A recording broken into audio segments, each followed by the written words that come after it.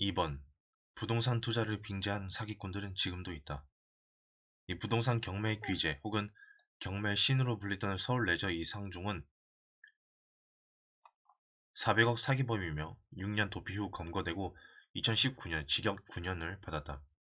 20만 원으로 2년 만에 500억을 그리고 다시 1200억을 벌었다고 떠들면서 유료 재테크 카페도 운영한 GMB 그룹의 김길태 인터넷에서 검색하여 봐라. 나오는 내용이 장난이 아닐 거다. 21세기 컨설팅의 양화석도 있다. 부동산 업계에서 양 박사로 통하던 그를 나도 2000년대 초에 2번 만났었는데 내가 내렸던 결론은 사기꾼이라는 것이었다. 그런데 명문대 출신의 공부도 잘했던 고교 동창 중 한 명이 2006년 그 회사에 취직을 했다. 그 친구는 동창들에게 회사를 적극 소개하면서 투자를 권유했고 나는 그 친구에게 직설적으로 개뿔도 모르면서 그런 짓 하지 말 것을 이야기했으나 그 녀석은 내가 크게 오해하고 있는 것으로 하였고 결국 여러 친구들이 그곳에 투자를 했다. 당시 그 친구가 동창들에게 뿌린 메일을 보면 이러했다. 21세기 컨설팅은 1984년도에 설립된 부동산 개발 전문 회사로서 삼성물산, 건설부문 부동산 컨설턴트였고 지금은 전국 각지에 10개의 관광단지를 개발하고 있는 국내 굴지의 관광단지 개발 업체입니다. 10개 단지가 계획대로 개발이 완료되면 아마도 총 자산이 10에서 20조에 이르는 국내 최초 관광 업무로 대기업을 이룬 회사가 될 것입니다. 개발 방식은 민자 유치로 하고 있습니다. 저희 회사에 와서 보시면 아시겠지만 광청과의 사이에서 오고 간 공문이며 팩스 등이 산더미같이 쌓여 있습니다. 아주 심플하게 기술하면 땅을 나눠드릴 테니 기초 개발 비용을 부담해달라는 요청입니다. 여유 자산이 있으신 동문 제안에 도움을 갈구합니다. 어떤 금융투자도 보다도 나은, 아니 금융투자로는 상상할 수 없는 보상을 약속드립니다. 그러나 2년도 안 돼서 양화석이 도피하자 그 친구는 자신이 친구들을 끌어들인 것에 대한 자책으로 자살하고 만다. 그 똑똑한 친구가 어째서 양화석의 꼬임에 넘어갔던 것일까? 그 대표적인 이유는 양화석이 미래의 가상 수입을 확정 수입으로 포장하고 회사 보유 자산을 미래 가치로 계산하며 투자 유치 예정 금액을 확정 금액인 양 설명하는 것을 진짜 그럴 것으로 믿었기 때문이다. 부동산 개발의 실체에 대해 개뿔도 모르는 놈이었기에 양화석이 똥을 된장이라 말해도 몰랐던 것이다. 내가 조슈아의 선한 부자 천인 프로젝트 글을 읽으면서 가장 분노한 것은 미래에 확정될 수입을 현재 확정된 수입으로 이야기하거나 채권 투자 활동 전체를 보여주지 않고 일부만 공개하면서 투자자를 모으고자 하는 내용 때문이었다.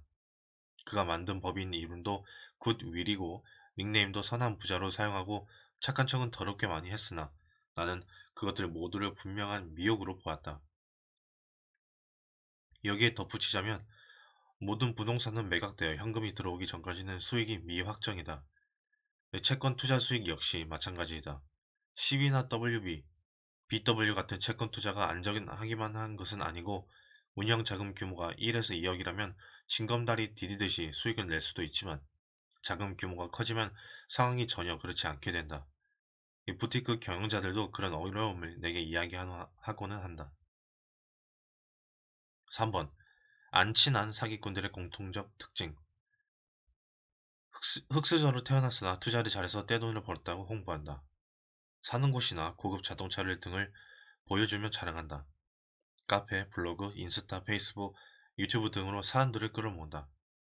강의하면서 모임을 만들어 회비를 걷거나 투자를 꼬드기나 자기 말만 잘 들으면 당신도 부자가 된다고 주장한다.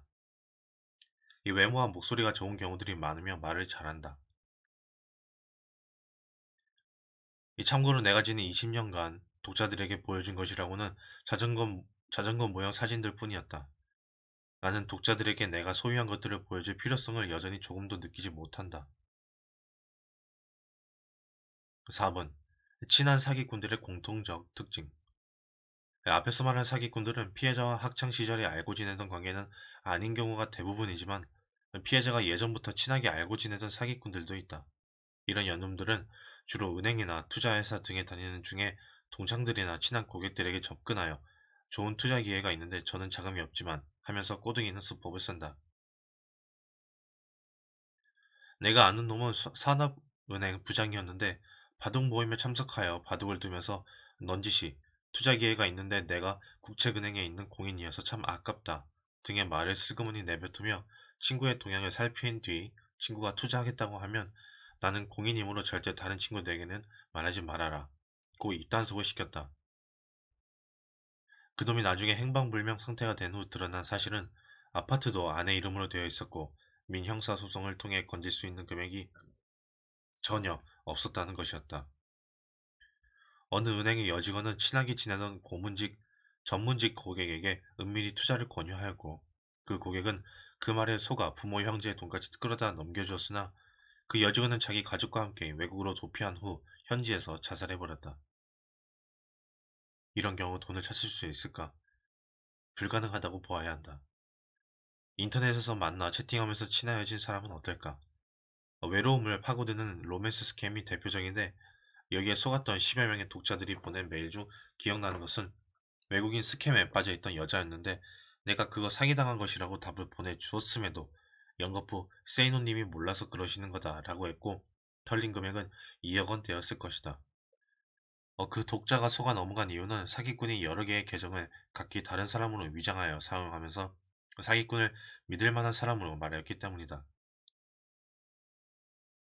영문 메일로 사기치는 것에 대해서는 내가 별도로 얇은 책 한 권을 낼 수 있을 정도로 수많은 메일 원본들을 보유하고 있는데 정말 수법이 다양하고 영어를 좀 한다는 사람들이 종종 넘어가곤 한다. 5번. 합법적으로 보이는 사기꾼들의 특징. 이 펀드 사기꾼들의 경우는 은행 저축 목돈을 만들 때까지만 해라. 에서 내가 이미 라인 펀드와 관련된 이야기를 하였으니 그 부분을 참고하라. 시중은행들이 판매하는 펀드인데 믿을 수 있겠지라고 생각하면 안 된다. 은행도 속아 넘어가니까 말이다. 주식 사기꾼들도 많다. 방송이나 인터넷에서는 수많은 주식 전문가들이 주식을 분석하고 추천하며 수백만 원의 회비를 받는 법인들이 있다. 그 중에는 법인 주주들이 먼저 주식을 매수하고 방송 출연자들에게 그 주식을 방송에서 소개하라고 한 후 주가가 오르면 법인 주주들은 주식을 팔고 나가는 곳들이 있다. 즉, 법인에서는 방송이나 카페를 통해 회원을 모으지만 법인 주주는 개인 이름으로 주식을 미리 매입하였다가 빠져나가면서 큰 수익을 챙기는 것이다. 내가 알고 있는 곳 하나는 금감원 출신자를 고액 보수의 임원으로 앉히고 각종 서류 작성을 담당하도록 하고 있었다. 특히 리딩방 따위에 속지 마라 바보들아. 상장기업이라고 해서 무조건 믿음을 가져서도 안 된다. 한국경제신문에서 2022년 11월에 연재된 코스닥 탐욕의 머니게임 시리즈를 반드시 읽어보아라. 합법을 가장하여 어떤 식으로 주가를 조작해 일반 주주들의 호주머니를 탈탈 터는지 알게 될 것이다. 이 가장 중요한 것은 법인이 무엇인가를 법적으로 보증한다는 것은 아무것도 보증하지 않는다는 말과 거의 동일한 표현이라는 것이다. 이 글을 쓰던 중에 대구에서 변호사 사무실 방화 사건이 일어났다. 방화범은 주상복합 아파트 시행회사에 6억 8천여만 원을 투자했으나 투자금을 회수하지 못했고 시행사와 법인 대표를 상대로 소송을 하였으나 시행사 법인만 손해금을 지급하라는 판결을 받았다. 하지만 법인에서는 돈을 되돌려주지 않았고 피해자가 또다시 법적 절차를 밟아 법인 자산을 압류할 수는 있으나 대부분의 시행사들은 빈껍데기에 불과하므로 헛수고에 불과하다. 법인 대표?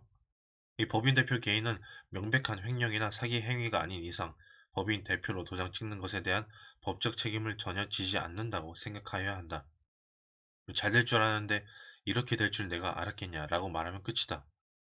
그 와중에 자기 봉급으로 수억 원대를 법인에서 가져가도 횡령이 아니다.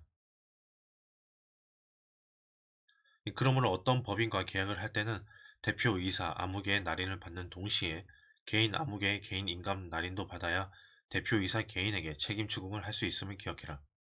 이때 계약서에 자필로 쓴 특약 조건들이 없다면 그 개인 아무개는 계약서는 내가 만든 것이 아니고 나는 이러저러한 것으로 생각하여 도장 찍었다 라고 박박우기는 경우도 있다. 그러므로 중요한 내용은 상대방이 직접 자필로 적도록 하고 회사의 직책은 표시하지 말고 개인 아무개라는 이름으로도 설명하도록 하고 개인 인감도 받아라. 물론 그 아무개 이름으로 등기된 자산도 없고 예금도 없고 모두 가족 이름으로 돌려놓았다면 그것조차 무용지물일 뿐이다. 6번. 사기는 아닌 것 같아 보이는데 결과적으로 호구되는 경우들. 어떤 부동산 분양 물건에 대하여 인터넷에서 검색하여 보면 유달리 그 검색 결과물이 많이 나오는 경우가 있다. 본래 분양 물건은 분양 대행사가 분양 성사 건수에 따라 수수료를 받아가는 것이 보통인데 어째서 그 분양 지역이 아닌 곳에 있는 중개업소들에서조차 물건 소개를 하는 글을, 그것도 아주 좋은 말로 도배가 된 글을 올리는 것일까? 분양 대행사가 이른바 사이드들을 구하였다는 뜻이다. 이 미분양 물건을 다른 중개업소에서 끌고 온 사람이 계약을 하게 되면 분양 대행사가 그 중개업소에 사전에 약정된 수수료를 주게 되는데, 그런 중개업소들을 사이드라고 부른다. 즉, 수수료를 받을 목적으로 그 분양 물건에 대한 기초 자료들을 분양 대행사로부터 전달받아 예쁘게 덧칠하여 인터넷에 광고를 올리는 업소들이 바로 사이드인 것이다. 이 전문적으로 사이드 분양 광고에 종사하는 회사들도 있다. 인터넷에서 사이드라고 치면 자동차 사이드 미러가 많이 검색될 것이므로 분양 사이드라고 검색하여 살펴보아라. 질문. 사이드 광고들이 많을수록 좋은 물건일까? 속지 말아라. 호텔 분양 광고가 넘쳐났었던 때 나는 주변에 그거 투자하면 호구된다고 말하곤 했다. 당신이 어떤 분양 호텔을 운영하는 사장이라고 치자. 이 상당수의 객실은 분양을 통해 팔아 넘겼지만 일부 객실은 회사 명의로 당신이 보유하고 있다. 이때 내가 호텔 방을 빌리려고 한다고 치자. 이 당신은 분양된 방을 내게 먼저 빌려주겠는가 아니면 회사 소유의 방을 빌려주겠는가? 결국 회사 소유의 방들은 회전이 되지만 분양된 방들은 그렇지 않게 된다. 수익 확장형? 누가 확정을 보장해 주는데? 어떤 법인? 앞에서도 말했지만 그걸 믿으면 안 된다. 호텔이건 생활형 숙박시설이건 수익형 숙박시설이건 뭐든 간에 직접 사용할 경우가 아니고 투자 목적이라면 분양받은 사람들만 호구될 가능성이 존재하므로 아주 꼼꼼히 체크해 본 후 결정하여라. 왜 호구될 가능성이 큰 것일까? 기본적으로 부동산 개발을 하려는 사람들은 한 번의 기회에서 자기들이 먼저 빨리 부자가 되고 그래도 이익이 남으면 좀 나누어 줄 수도 있다는 식의 생각을 대부분 갖고 있기 때문이라고 보면 된다. 호구되기 싫으면 그들이 하는 말을 절대 그대로는 믿지 말아라. 어떤 분양 호텔은 골치가 아프니까 미분양 호실들에 대한 소유권과 관리 회사에